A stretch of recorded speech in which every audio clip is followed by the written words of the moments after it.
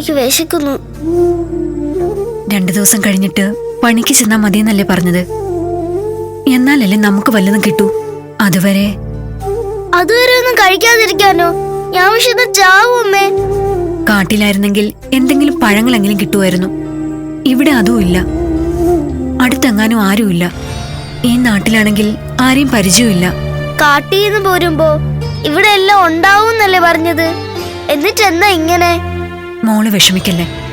നാളെ നേരം വെളുക്കട്ടെ. ഇത്തിരി ദൂരം നടന്നു പോയിട്ടാണെങ്കിലും എവിടെ നിന്നെങ്കിലും ഒരു പിടി അരി അമ്മ വാങ്ങാം.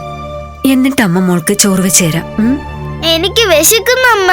എനിക്ക് വിശന്ന് പ്രാണം കത്തുന്നു. മോളൊന്ന് ഉറങ്ങിയാ മതി. അപ്പോഴേക്ക് നേരം വെളുക്കും. എന്റെ ദേവി, എന്റെ കുഞ്ഞ് പട്ടിണി കിടക്കുകയാണ്. അവളുടെ വയർ നിറയ്ക്കാൻ ഞാൻ എന്താ ചെയ്യേണ്ടത്? ഒന്ന് പുറത്തു വരാമോ?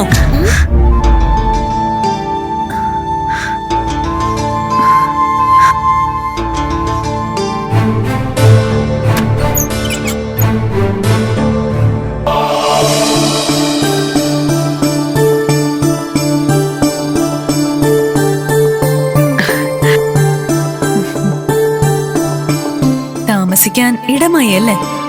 കാര്യങ്ങളൊക്കെ കേട്ടപ്പോ അവിടുത്തെ തറവാട്ടമ്മ പുറംപണിക്ക് ചെന്നോളാൻ പറഞ്ഞു. ഇവിടെ താമസിക്കാനും സമ്മതിച്ചു. ഞാൻ പറഞ്ഞില്ലേ ദേശമംഗലത്ത് നിങ്ങൾക്കൊരു കുറവും ഉണ്ടാവില്ലെന്ന്.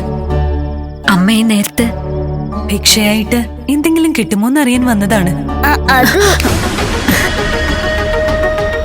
ഉണ്ടാക്കിയ ഭക്ഷണം ഞാനും മോളും കഴിച്ചു. ഇനി ഇവിടെ ഒന്നുമില്ല. അയ്യോ, കഷ്ടമായി പോയി. ഒരു കാര്യം ചെയ്യൂ, ഭിക്ഷയായി കിട്ടിയ ഒരു പിടി അരി എന്റെ കൈവശമുണ്ട്. അതൊന്ന് വേവിച്ചു തരാൻ വിരോധമുണ്ടോ? ഒരു വിരോധവും ഇല്ല. എങ്കിലായിക്കോട്ടെ, ഒരു പാത്രം എടുത്തുകൊണ്ടുവരൂ.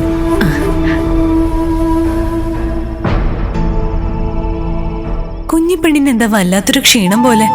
ഉറക്കം വരുന്നുണ്ടോ?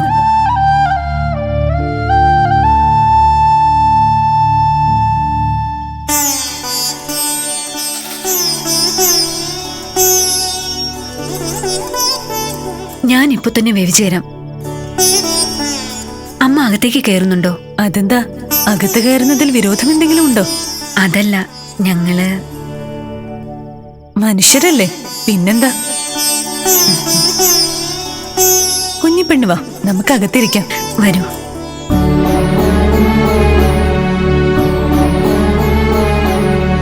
വരൂ.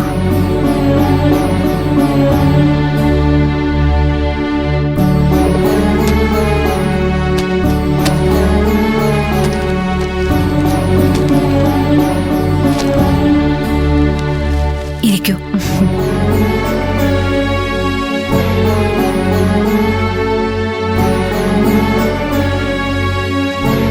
പേടിയാവില്ലേ രാത്രി ഇങ്ങനെ ഒറ്റയ്ക്ക് നടക്കാൻ? ആരെ പേടിക്കാന്? ഭൂതങ്ങളുണ്ടാവില്ലേ? പ്രേതങ്ങളുണ്ടാവില്ലേ? ആയിക്കോട്ടെ, ഇങ്ങോട്ട് പേടിപ്പിച്ചാൽ അങ്ങോട്ടും പേടിപ്പിക്കും. ഭയങ്കര ധൈര്യമാണോ? കുറച്ചുകൂടി വലുതാവുമ്പോൾ കുഞ്ഞിപ്പെണ്ണിനും നല്ല ധൈര്യം ഉണ്ടാവും. എന്റെ അമ്മയ്ക്ക് തീരെ ധൈര്യമില്ല. അമ്മമാരെപ്പോഴും അങ്ങനെയാണ്, ഒരുപാട് പേടിയുണ്ടാവും. ആ പേടിയുടെ വേറൊരു പേരെന്താണെന്നറിയോ? സ്നേഹം. കുഞ്ഞിപ്പെണ്ണ് ഒരുപാട് പഠിക്കാനുണ്ട് കേട്ടോ. ഈ ലോകത്ത് ഒത്തിരി ഒത്തിരി. അതെങ്ങനെയാ പഠിക്കുക? കണ്ടു പഠിക്കുക. കാണുന്നതെല്ലാം സൂക്ഷ്മമായി നോക്കണം. ഏത് കാര്യത്തിലും ഒരു അറിവുണ്ടാവണം. മനസ്സിലായോ? ശരിക്കും മനസ്സിലായില്ല. എല്ലാം ഞാൻ പറഞ്ഞു തരാം. കുഞ്ഞിപ്പെണ്ണിനെ ഇനി ഞാനല്ലേ നോക്കുന്നത്. വല്യമ്മയും വല്യച്ഛനും ഒക്കെ ഇനി തിരിച്ചു പോകുമോ? ഇല്ല, വല്യമ്മയും വല്യച്ഛനും ഇനി വർണ്ണമോളുടെ കൂടെ ഇവിടെ തന്നെ ഉണ്ടാവും. ഇനി മുതൽ വർണ്ണമോളുടെ കാര്യങ്ങളൊക്കെ നോക്കാൻ പോകുന്നത് വല്യമ്മയാണ്. എന്താ കാര്യമെന്നറിയോ? വർണ്ണമോളെ വല്യമ്മയ്ക്ക് അത്രക്കിഷ്ടാ. സത്യം? പിന്നല്ലാതെ. വർണ്ണമോൾ അത്ര സുന്ദരി കുട്ടിയല്ലേ. പിന്നെ ഈശ്വരൻ അനുഗ്രഹിച്ച് എന്തൊക്കെ കഴിവുകളാ കിട്ടിയിരിക്കുന്നേ. ആടാനും പാടാനും വേദം പറയാനും ഒക്കെ മിടിമിടിക്കല്ലേ. പൂജാരിയുടെ മകളില്ലേ വേദ, അവളാ മിടിമിടിക്ക്. ഞാൻ അത്രത്തോളം മിടിമിടിക്കൊന്നുമല്ല. എന്നാരാ പറഞ്ഞേ? ഗുരുനാഥൻ.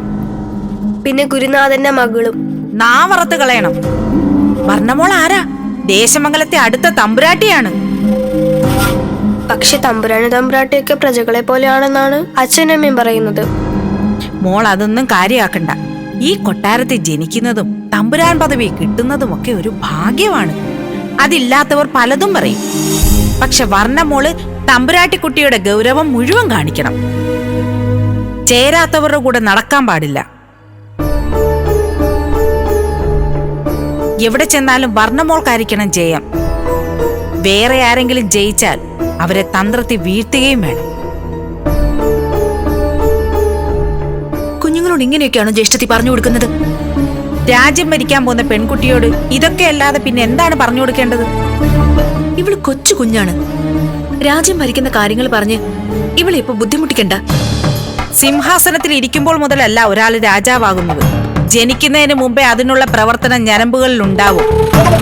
കേട്ടിട്ടുണ്ടോ? രാജാവിന്റെ പത്നിയാണെങ്കിലും രാജ്യകാര്യങ്ങളെക്കുറിച്ച് അത്രയ്ക്ക് അറിവ് എനിക്കില്ല. എങ്ങനെ ഉണ്ടാവും? ഞാനൊന്നും പറയുന്നില്ല. വർണ്ണമോള് വന്നേ, ഉറങ്ങാൻ നേരമായി. പോട്ടെ വല്യമ്മേ. പോയിട്ട് വാ എന്റെ തമ്പുരാട്ടിക്കുട്ടി.